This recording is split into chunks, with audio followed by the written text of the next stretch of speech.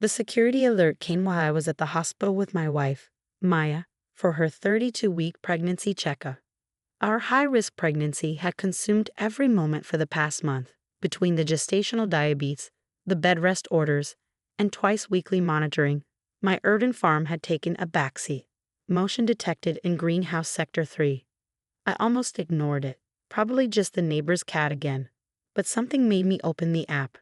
Uncle Dennis was in my greenhouse with a harvest crate, stripping my heirloom tomatoes from their vines. What the hell? I showed Maya the screen. Behind Dennis, I could see two more people I didn't recognize, filling industrial-sized containers. Is he taking your Cherokee purples? Maya knew those tomatoes. I've been breeding that particular strain for 5 years, perfecting the flavor profile. Restaurants paid $12 a pound for them. Call him, she urged. Now. But Dennis didn't answer. Neither did Aunt Carol. I tried the greenhouse phone, the landline I kept for emergencies. It rang and rang while I watched them strip plant after plant. Sir? We need to continue the ultrasound, the technician said gently. I need 5 minutes. Please, someone's robbing my farm. I called my farm manager, Roberto, who was supposed to be on light duty while I handled the pregnancy crisis. Boss, I'm so sorry, he answered immediately. Your uncle showed up this morning with papers. Said you gave him permission to harvest for the market. He had your signature and everything. I never signed anything. I know. I tried to stop him. He threatened to call immigration. Said I had no right to question family. Roberto was documented, had been working with me for 8 years.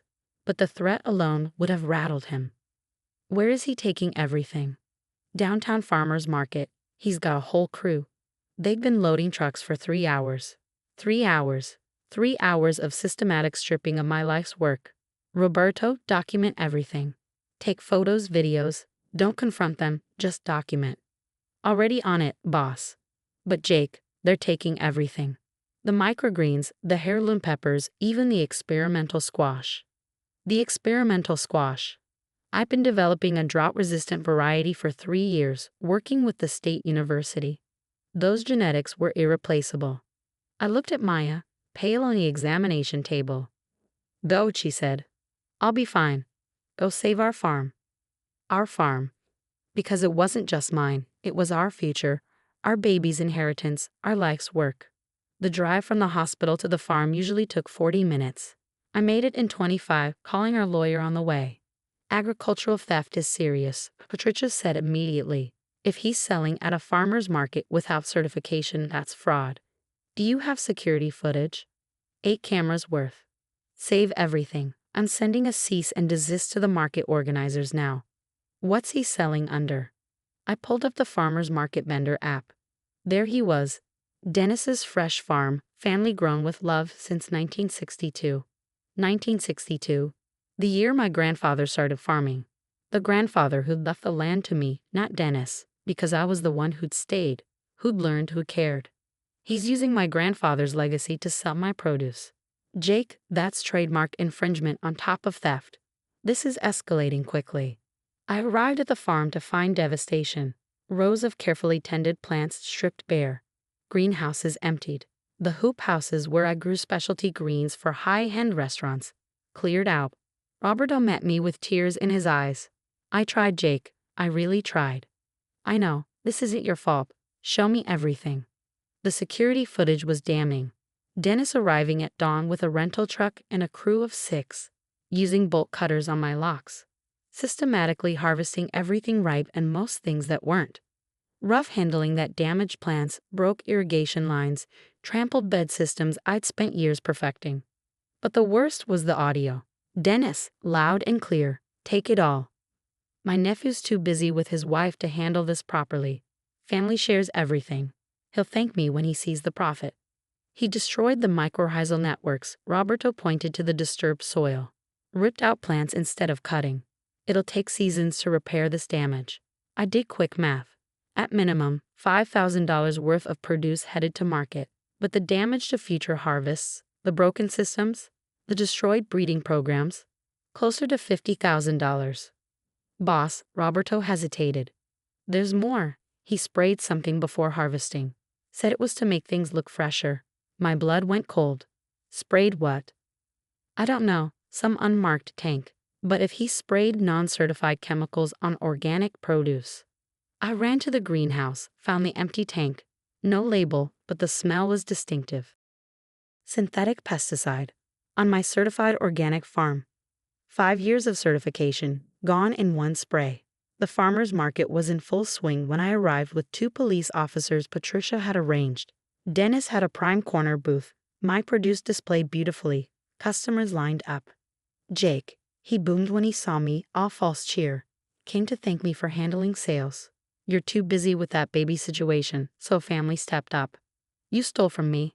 His smile faltered. Stole? I harvested produce that was going to waste. You should be grateful. Officers, I nodded to the police. That's him.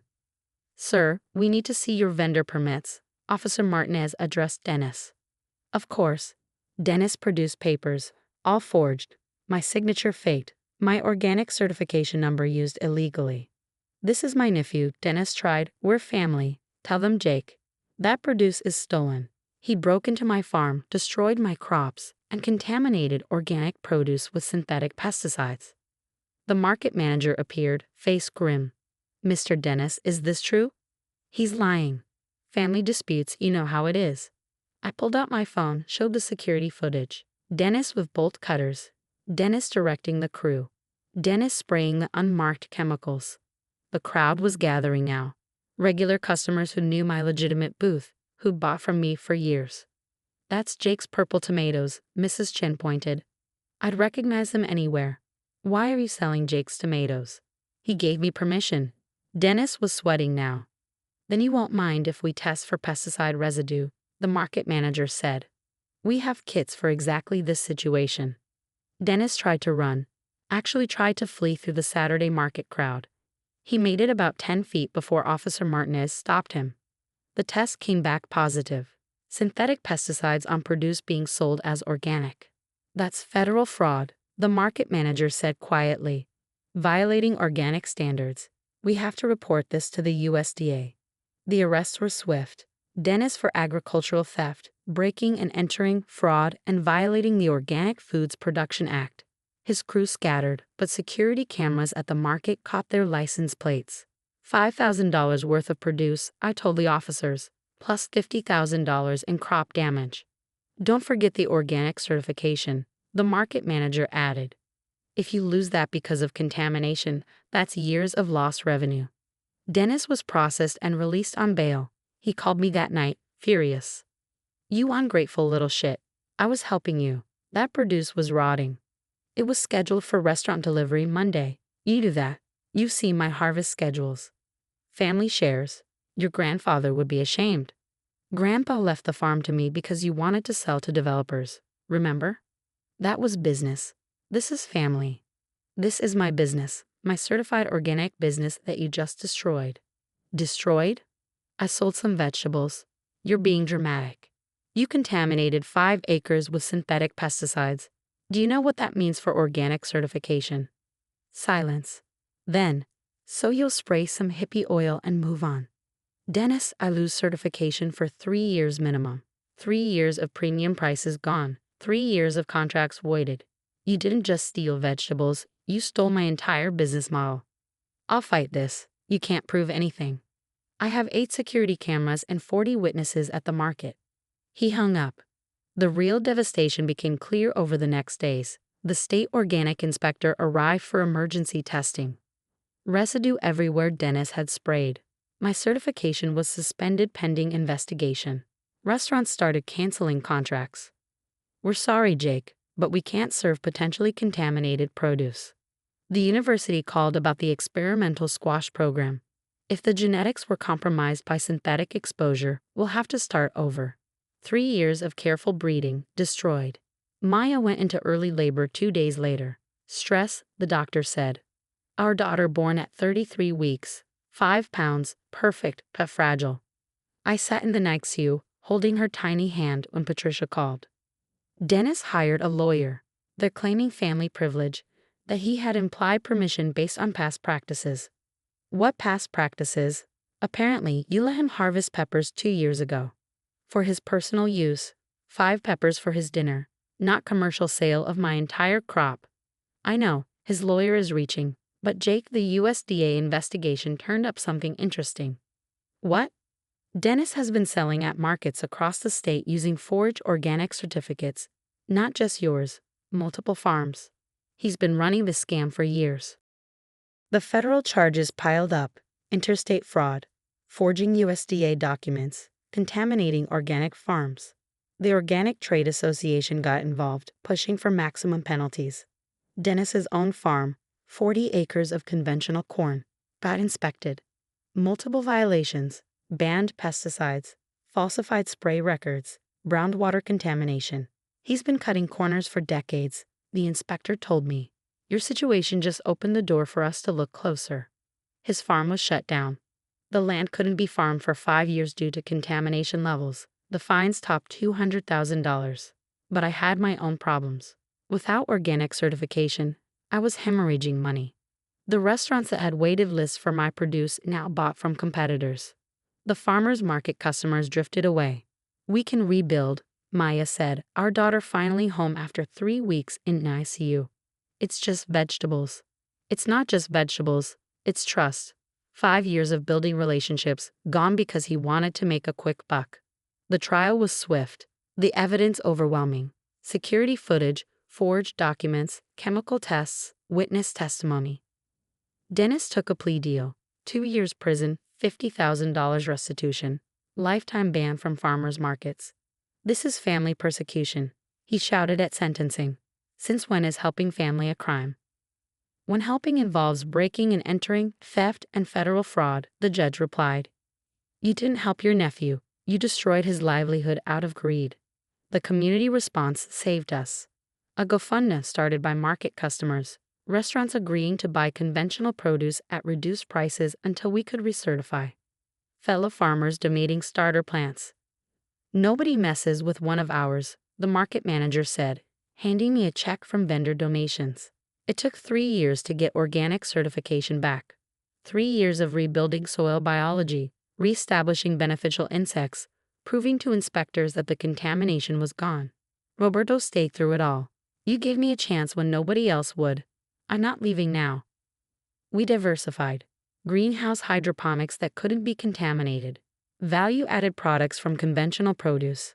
Farm tours teaching about organic practices and why they matter. Dennis served 18 months. Got out early for good behavior. Showed up at the farm the day after release. I paid my debt, he said. We're square now. We'll never be square. You stole 3 years of my life. 3 years of my daughter's future. Still family. No, family doesn't destroy family. You're just someone who shares DNA. He left, but not before surveying the farm. Looks different. Looks rebuilt. No thanks to you. Last month we got certified organic again. The letter came on my daughter's 3rd birthday. She toddled through the greenhouse, helping me harvest tomatoes. The Cherokee purples, grown from seeds I'd saved before the theft. Careful, baby, Maya coached. Gentle hands. Like Daddy, she chirped, placing each tomato carefully in her tiny basket. The market welcomed us back with a celebration. Jake's Authentic Organic, the sign bigger than before. Lines of customers who'd waited 3 years for the real thing. Mrs. Chen bought the first Cherokee Purple. I never found another tomato that tasted like yours. Some things are worth waiting for. Dennis still lives in town, works at a hardware store since he can't farm. Sometimes I see him around, looking older, smaller. He nods. I don't. Roberto says I should forgive. For your own peace, boss. Maybe someday, but not today. Today I'm teaching my daughter the difference between taking and tending, between sharing and stealing, between family and relatives who happen to share your name. Why can't we pick all the tomatoes? She asks, eyeing the green ones. Because they're not ready. Good things take time. We have to wait, be patient, let them grow properly. Like me when I was in the hospital. Exactly like that, sweet girl. She nods solemnly, then spots a butterfly. Childhood attention spans, but she'll learn. About respecting growth. About protecting what you've built. About the difference between helping and taking. And about why we have locks on the greenhouse doors. Because family shares everything. No, family respects everything. And those who don't aren't family anymore. They're just cautionary tales with familiar faces.